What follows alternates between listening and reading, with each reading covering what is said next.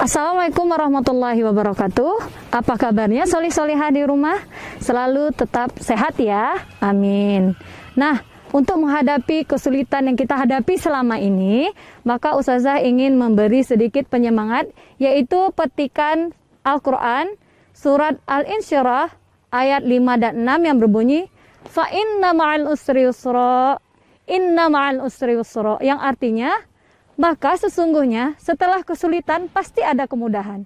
Sesungguhnya setelah kesulitan itu ada kemudahan. Nah, dari petikan ayat ini, Allah sudah berjanji pada kita. Ketika Allah kasih kesulitan, maka pasti Allah kasih jalan kemudahannya. Maka dari itu, ayo kita berdoa, tetap kuatkan tekad kita, untuk supaya Allah hilangkan corona di seluruh dunia, termasuk kita di sini di Indonesia. Nah, kali ini Ustazah ingin menyampaikan dua buah materi yang sempat tertinggal sebelum kamu Yordan. Materi yang pertama yaitu proyeksi vektor ortogonal. Materi kedua tentang perkalian dua buah vektor.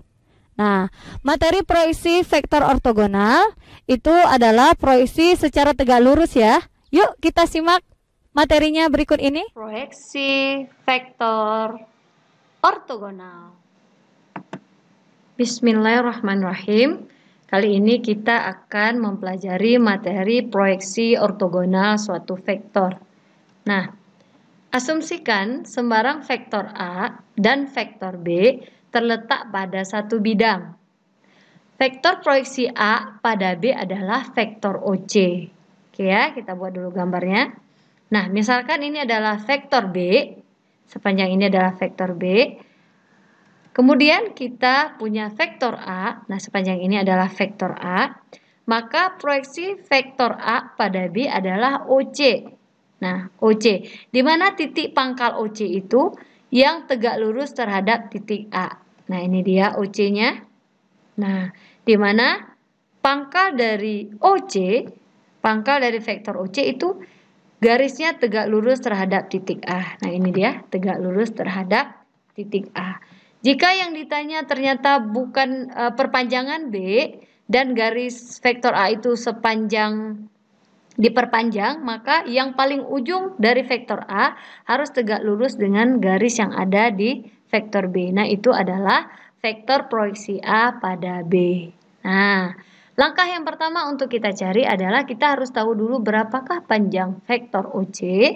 Panjang vektor OC itu bisa kita cari menggunakan aturan trigonometri, di mana kita ambil adalah proyeksi skalar A pada B.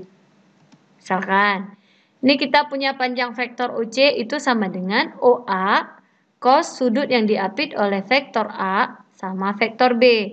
Nah, panjang vektor OA sendiri adalah panjang vektor A dikali dengan vektor A dot vektor B per panjang vektor A dikali dengan vektor B. Nah, karena di sini ada panjang vektor A per panjang vektor A, itu bisa Ustazah bagi menjadi satu atau dicoret aja menjadi satu, maka nilai panjang OC sekarang adalah vektor A dot vektor B per panjang vektor B. Nah, itu baru panjang OC.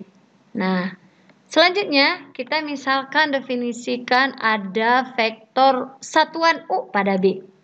Kita misalkan vektor satuannya U. Maka, vektor satuan U adalah, karena dia pada B, maka itu adalah vektor B per panjang vektor B. Sehingga, vektor satuan, vektor proyeksi A pada B, itu bisa kita nyatakan sebagai panjang vektor OC dikali dengan vektor satuan U. Itu sama dengan vektor A dot vektor B per panjang vektor B dikali dengan vektor B per panjang vektor B. Sehingga apabila kita kalikan, maka kita mendapatkan hasil vektor A dot vektor B per panjang vektor B dikuadratkan dikali dengan vektor B. Nah, itu adalah definisi dari proyeksi vektor, suatu vektor secara ortogonal. Nah, untuk memudahkan memahami materi ini, Ustazah memberi satu contoh.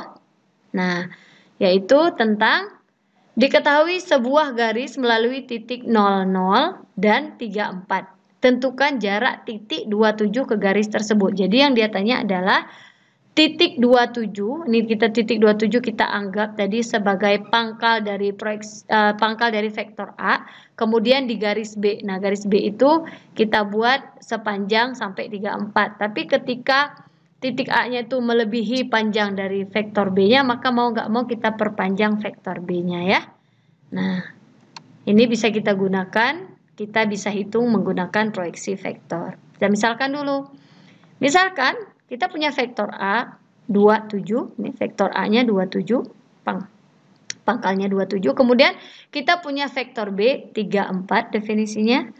Maka perhatikan gambar berikut, kita punya vektor B 34. Nah, titik 34 itu di sini. Maka seharusnya pangkal vektor B itu di sini.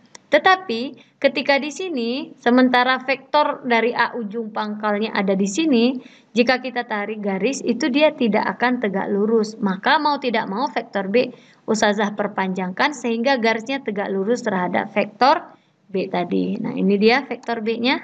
Nah, diperpanjang ya. Tujuannya apa? Supaya titik pangkal dari vektor A itu tegak lurus terhadap vektor B yang ini.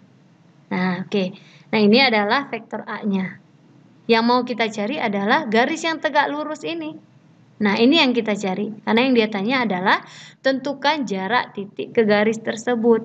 Nah, jadi yang jarak yang terdekat secara tegak lurus terhadap titik tersebut katanya. Titik 00 sampai 34. Tapi di sini tidak 34 ya.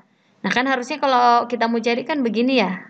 Nah, begini. Tapi kan dia tidak tegak lurus. Sementara kita jika ingin menggunakan proyeksi vektor ortogonal, maka kita harus mencari garis yang tegak lurus. Oke, langkah pertama itu kita lakukan adalah kita mencari proyeksinya dulu. Berarti kita harus cari sepanjang O sampai ke ujung pangkal vektor ini. Inilah yang akan kita cari dulu, garis ini dulu yang kita mau cari. Maka rumusnya adalah proyeksi vektor A pada B. Jadi vektor A dot vektor B perpanjang vektor B dikuadratkan dikali vektor B. Nah, vektor A-nya itu 27. Vektor B-nya 34. Jika vektor A dot vektor B, maka 3 dikali 2 ditambah 4 dikali 7. Maka 3 dikali 2 itu 6, ditambah 4 dikali 7 itu 28. Nah, sekarang kita mau cari panjang vektor B. Nah, panjang vektor B sendiri adalah akar dari 3 kuadrat ditambah 4 kuadrat. Jadi panjang vektor B itu adalah akar dari 3 kuadrat ditambah 4 kuadrat. Karena vektor B ini dikuadratkan, maka secara otomatis akarnya hilang. Atau setengah dikali 2, kan akar itu pangkatnya setengah-setengah kali 2 itu jadi 1. Jadi menjadi 3 kuadrat ditambah 4 kuadrat. Nah, vektor B sendiri definisinya adalah 3i ditambah 4j. Sehingga 6 ditambah 28 itu 34, 9 ditambah 16 itu 25. Jadi 34 per 25 dari vektor B yaitu 3i ditambah 4j. Nah, itu baru kita dapat proyeksinya aja yang ini nih, garis yang warna biru ini. Sementara yang kita cari bukan yang garis warna biru, tapi garis yang warna merah ini yang tegak lurus terhadap 2,7, titik 2,7. Nah, caranya gimana? Kita menggunakan rumus Pitagoras. Berarti panjang vektor A dikurang dengan proyeksinya tadi. Nah, kita cari dulu ya. Selanjutnya kita harus cari arah yang tegak lurus terhadap garis. Nah, ini dia. Maka arah yang tegak lurus terhadap garis adalah vektor A dikurang dengan proyeksi A pada B garis ini menggunakan Pitagoras. Nah, kita cari dulu yang ini. Kalau Pitagoras itu harusnya akar ya. Maka kita cari dulu ini. Vektor A dikurang proyeksi A pada B itu sama dengan 2i ditambah 7j dikurang 3 per 25, 3i ditambah 4j. Karena pada proyeksi vektor A pada B ini ada pembaginya 25, maka Ustazah jika ingin menjumlahkan kedua ini, maka mau tidak mau Ustazah harus menyamakan penyebut dulu. Jadi yang pertama yang harus Ustazah lakukan adalah mengalihkan vektor A dengan 25 per 25. Tujuannya apa? Supaya penyebutnya adalah 25. Sehingga tinggal Ustazah kalikan aja 25 kali 2 itu 50 per 25. Kemudian 25 kali 7 itu 105 per 25. Sehingga jawaban kita nanti ini 105 dikurangi 34 dikali 3 itu sama dengan min 52 per 25. Terus 25 kali 7 dikurang dengan 4j 34 dikali 4J itu sama dengan 39 per 25. Nah, ini baru proyeksi vektor A dikurang proyeksi A pada B. Jika kita menggunakan Pythagoras tadi, berarti ini kedua ini kita akarkan, kita kuadratkan kan ya. Maka kita dapat nilainya adalah akar dari 52 per 25 kuadrat ditambah 39 per 25 kuadrat itu sama dengan akarnya adalah 13 per 5 satuan. Jadi jawaban kita jarak titik 27 ke garis yang mau kita cari tadi adalah 13 per 5 satuan. Mudah kan ya materinya? Nah, itu adalah materi tentang proyeksi vektor ortogonal.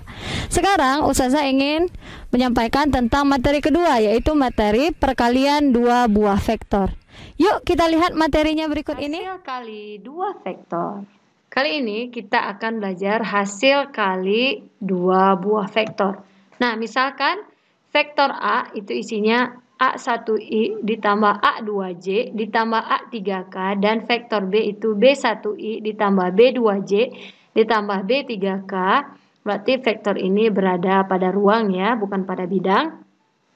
Kita akan mencari vektor yang tegak lurus terhadap vektor A dan vektor B. Oke. Nah, kita akan mencari hasil kalinya. Cara mencari hasil kalinya yang pertama kita harus tahu dulu vektor A. Ini dia vektor A, kemudian kita punya vektor B. Nah, hasil kali vektor A sama B itu adalah garis yang tegak lurus ini. Vektor yang tegak lurus terhadap A dan B.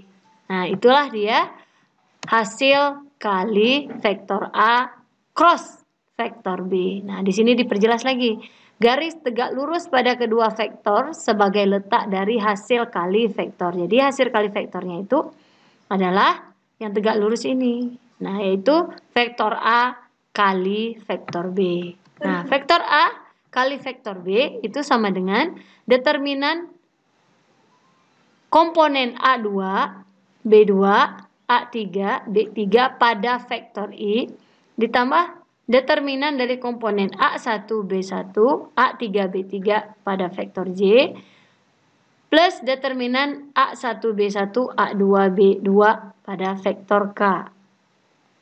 Di mana vektornya adalah misalkan A1-nya 1, A2-nya 1, A3-nya 1, maka di sini 1, 1, di sini juga 1, di sini 1, di sini 1. Nah, jika di sini 1, 1, 0, maka B1, B2-nya 1, B3-nya 0. Jadi, B1, B2-nya 1, B3-nya adalah 0. Oke, lanjut ke sifat hasil kali vektor. Misalkan, kita punya 3 buah vektor, alfa, beta, vektor A, vektor B, dan vektor C, serta 2 buah bilangan real yaitu alfa sama beta. Alfa sama beta definisinya sama, maka di sini cuma alfa aja.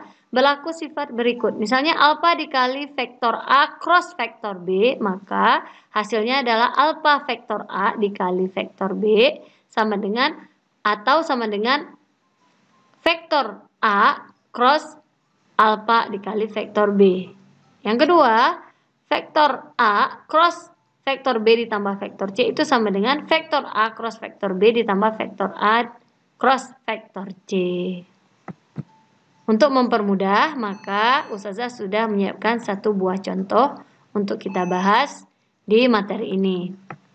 Contohnya adalah diketahui vektor A sama dengan I dan vektor B sama dengan J.